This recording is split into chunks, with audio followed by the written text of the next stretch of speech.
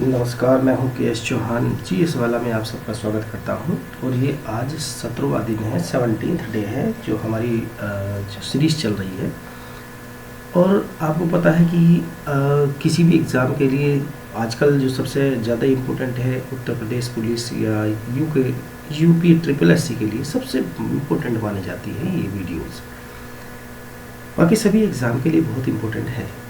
और इसी के साथ हम आज सबसे पहले इस पहले क्वेश्चन को अटेम्प्ट कर रहे हैं जो पॉलिटी से रिलेटेड है। तो चलिए हम बिना किसी देरी के अपने इस क्वेश्चन को अटेम्प्ट करते हैं। क्वेश्चन 1 है, भारतीय संविधान में राज्य के नीति निर्देशक तत्व ग्रहण किए गए, मतलब लिए गए हैं। यहाँ पर ये पूछा गया है कि भाई कहाँ से लिए गए हैं, कहाँ से लिए गए हैं, ग्रहण कर। और क्या क्या रहा है, नीति निर्देशक तत्व मतलब DPSP, directive principle of state policy. तो आपको ध्यान है डीपीएसपी हमने भारत के संविधान में आयरलैंड से ली है। अब ये डीपीएसपी है क्या? तो अगर हम बी.आर. अम्बेडकर की बात करें, बी.आर. अम्बेडकर की बात करें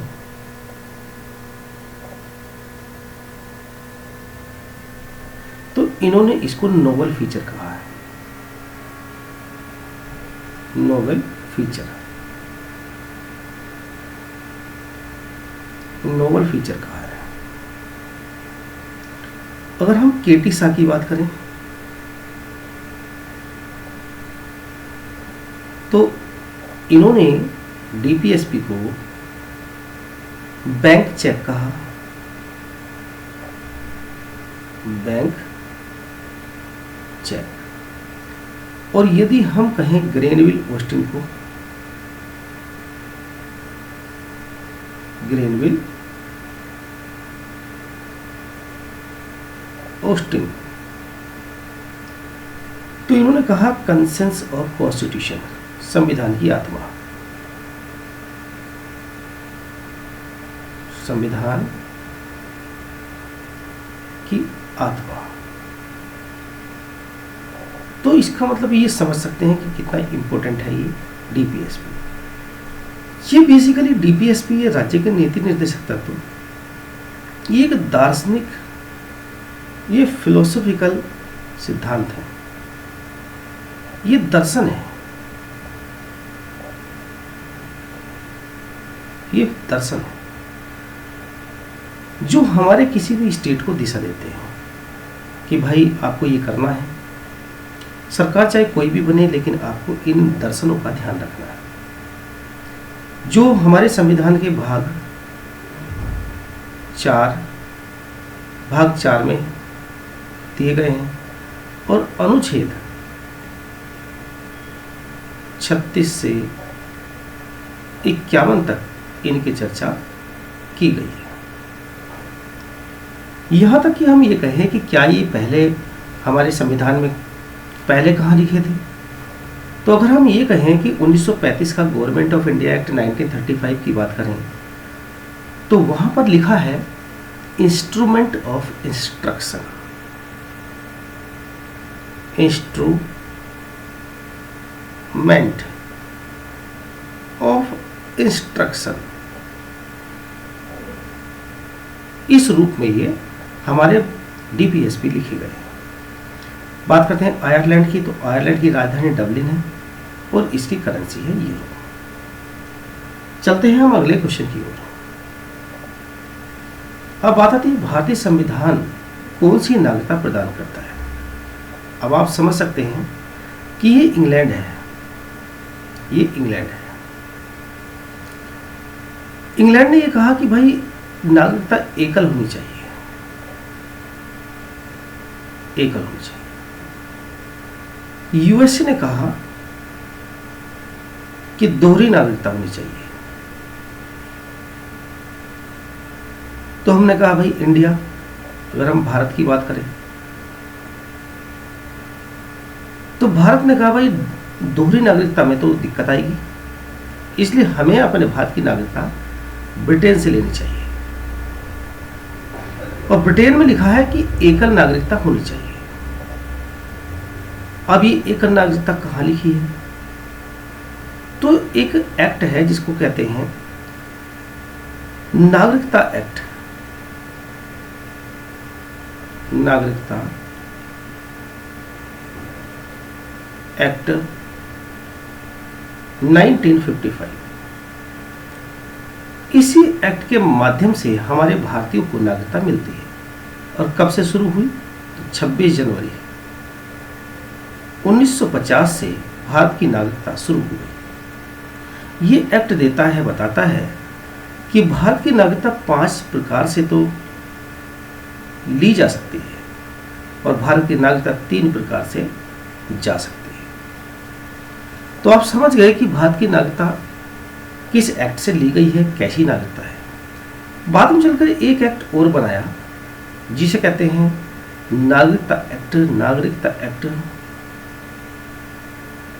नागरिकता एक्ट 2019।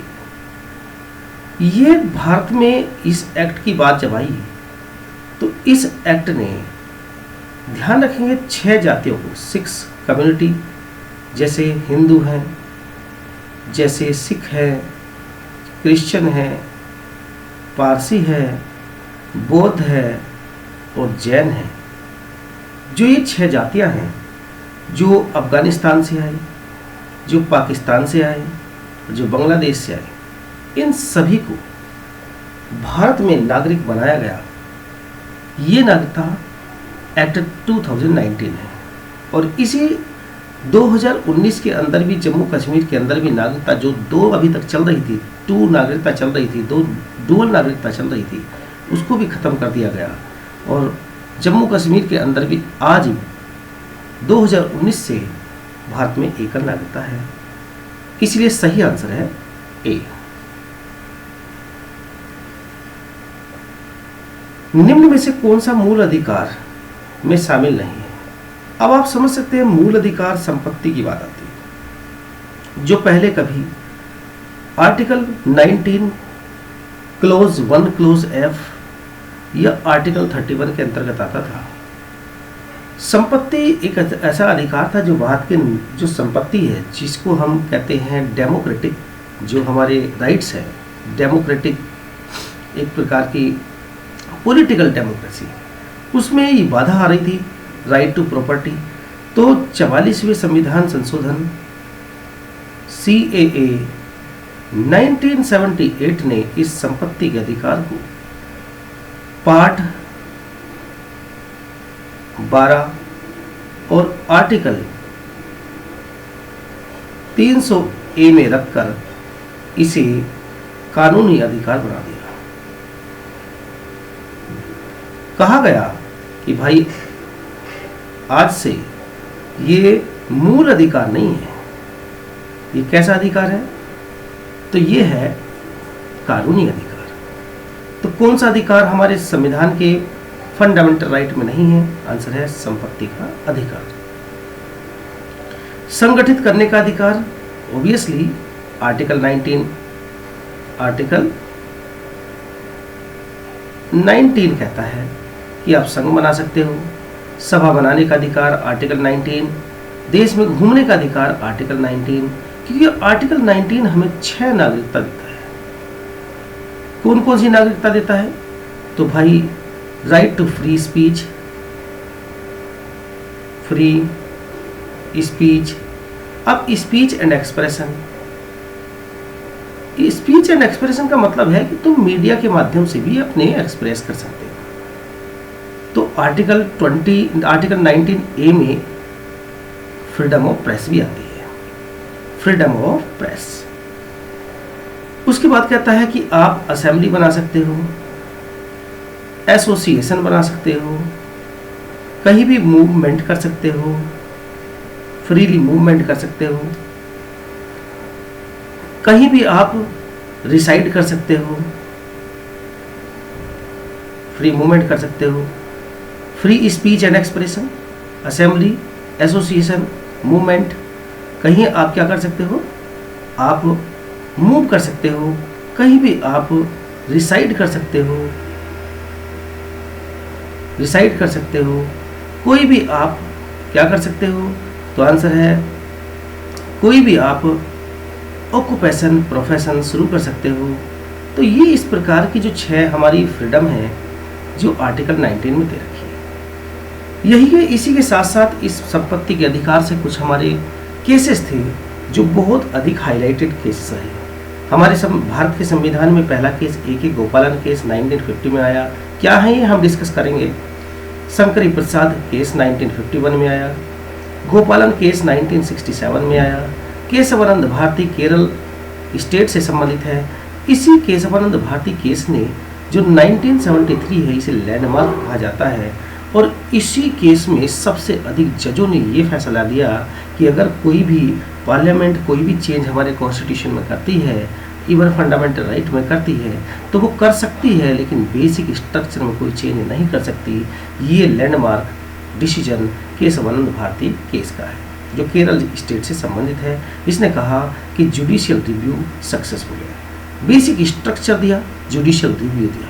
मिनर्वा मिल 1980 और शाहबानो केस जो एक तलाक का मुद्दा था तो 1985 में आया।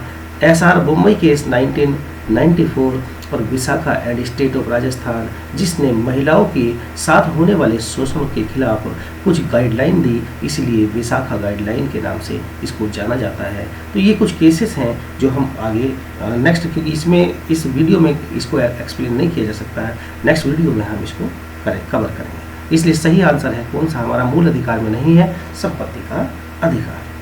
अब मूल अधिकार कहाँ है, तो बच्चों मूल अधिकार पार्ट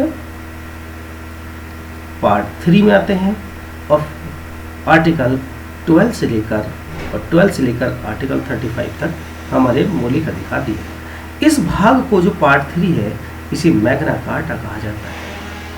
मैग्ना कार्टा, तो कौन सा भाग है जिसको मैग्ना कार्टा कहते हैं, पार्ट 3। क्यों, अरे भाई ये हमारे अधिकार हैं, कुछ आज़ादी देते हैं हमें कुछ करने की, तो इसलिए इसे मैग्ना कार्टा कहा जाता है पार्ट 3 को। तो ध्यान रखेंगे हमारे प्रेजेंट में मौलिक अधिकार कितने हैं, तो आंसर है मूल अधिकार इस समय प्रेजेंट में 6 है। चलते हैं नेक्स्ट क्वेश्चन। निम्नलिखित में से भारतीय संविधान के कौन से अनुच्छेद में किसी भी रूप में अस्पृश्यता निषेध के लिए प्रावधान है। तो आप समझ सकते हैं आर्टिकल 14 की बात करता है तो ये इक्वलिटी की बात करता है, समानता की। आर्टिकल 15 कहता है कि भाई जो पब्लिक प्लेस है वहाँ पर किसी के साथ किसी भी नागरिक के साथ भेदभाव नहीं किया जा सकता। आर्टिकल 16 कहता है कि अवसर की समानता है। अवसर की समानता मतलब सरकारी नौकरियों में किसी भी नागरिक के साथ, आप देखिए शब्दों पर गौर फरमाना कि आर्टिकल 15 आर्टिकल 16 नागरिक की बात करता है, किसी भी नागरिक के साथ भेदभाव नहीं किया जा सकता। 15 में पब्लिक प्लेस पर, 16 में सरकारी नौकरी में भेदभाव नहीं किया जा सकता। और आर्टिकल 15 कहता है कि भाई अस्पृश्यता जो पहले चली आ रही है, अस्पृश्यता छुआछूत, इसको भाई दूर करो और इसी से संबंधित अस्पृश्यता निषेध की बात की गई है। अब आप समझ सकते हैं कि हमारे पास जो फंडामेंटल राइट है जो यूएसए से लिए गए हैं, मौलिक अधिकार जो यूएसए से लिए गए हैं फंडामेंटल राइट्स, ध्यान रखना ये एब्सोल्यूट नहीं है, परफेक्ट नहीं है। बात में ये एब्सोल्यूट नहीं है। ये क्या है फिर, क्वालिफाइड है, मतलब समय समय पर चेंज किए जा सकते हैं। परफेक्ट नहीं है, एब्सोल्यूट नहीं है। ध्यान रखिए ये जस्टिसेबल है, जस्टिसेबल है, न्यायिक प्रक्रिया के अंतर्गत आते हैं। ये जस्टिसेबल है, न्यायिक प्रक्रिया के अंतर्गत आते हैं। मतलब अगर किसी का मौलिक अधिकार छीनता है तो व्यक्ति मौलिक अधिकारों की रक्षा के लिए सुप्रीम कोर्ट या हाई कोर्ट में जा सकता है, सुप्रीम कोर्ट या हाई कोर्ट में जा सकता है। और सुप्रीम कोर्ट को फंडामेंटल राइट का गारंटर कहा जाता है। फंडामेंटल राइट का गारंटर किसे कहा जाता है, आंसर है सुप्रीम कोर्ट को। अब हमने कहा कि जितने भी हमारे फंडामेंटल राइट्स हैं वो एब्सोल्यूट नहीं है, ये क्वालिफाइड हैं, लेकिन कौन सा ऐसा फंडामेंटल राइट है जिसको हम एब्सोल्यूट के दर्जे में रख सकते हैं? तो ध्यान रखेंगे आर्टिकल 17 और आर्टिकल 24, इसके अंदर अनलिमिटेड पावर है। अनलिमिटेड पावर है, सरकार कुछ भी कर सकती है। अनलिमिटेड पावर मतलब सुप्रीम कोर्ट इसके अंतर्गत कितनी भी बातों को शामिल कराने का आदेश रखता है। तो ध्यान रखेंगे हमारे जो फंडामेंटल राइट्स हैं वो एब्सोल्यूट नहीं है, परफेक्ट नहीं है, बल्कि क्वालिफाइड है। समय समय पर इसमें चेंज किया जा सकता है। तो सही आंसर है कि अस्पृश्यता या अनटचेबिलिटी निषेध कहाँ है? आर्टिकल 17। भारत के राष्ट्रपति को समय से पूर्व पद से हटाया जा सकता है। अब देखिए इम्पीचमेंट शब्द जो है वो हमने यूएसए से लिया। कहाँ से? आंसर है यूएस से। इम्पीचमेंट शब्द हमने लिया है महाभियोग ये अमेरिका से, और कहा कि अगर महामहिम अपनी मनमानी करते हैं तो भाई हम कोई तो रास्ता होना चाहिए कि उनको हटाया जा सके, क्योंकि ये बड़ा पद है। तो एक रास्ता ओपन किया गया कि इम्पीचमेंट। अब हमारे कॉन्स्टिट्यूशन में इम्पीचमेंट को एक्सप्लेन तो है नहीं कि भाई इम्पीचमेंट मतलब हम ऐसे कह सकते हैं कि इम्पीचमेंट शब्द जो है ये एक क्वैसी जुडिशियल है। क्वैसी जुडिशियल अर्धन्यायिक प्रक्रिया है, ऐसा कह सकते हैं। अब इम्पीचमेंट का मतलब क्या है? महाभियोग। मतलब इस महाभियोग के माध्यम से अगर हमारे महामहिम से कोई गलती होती है या ये मनमानी करते हैं तो उन्हें पद से हटाया जा सकता है। अब बात आती है इम्पीचमेंट शुरू कौन कर सकता है? तो या तो लोकसभा या राज्यसभा, कोई भी इम्पीचमेंट को शुरू कर सकता है। चाहे लोकसभा के लोग कर दें, चाहे राज्यसभा के लोग कर दें, इम्पीचमेंट शुरू कर सकते हैं। लेकिन कंडीशन ये है कि आप 14 डेज से पहले 14 डेज एडवांस नोटिस देना पड़ेगा। नोटिस देना पड़ेगा कि भाई महामहिम हम आपको हटाना चाह रहे हैं, और इसे स्पेशल मेजोरिटी के साथ विशेष बहुमत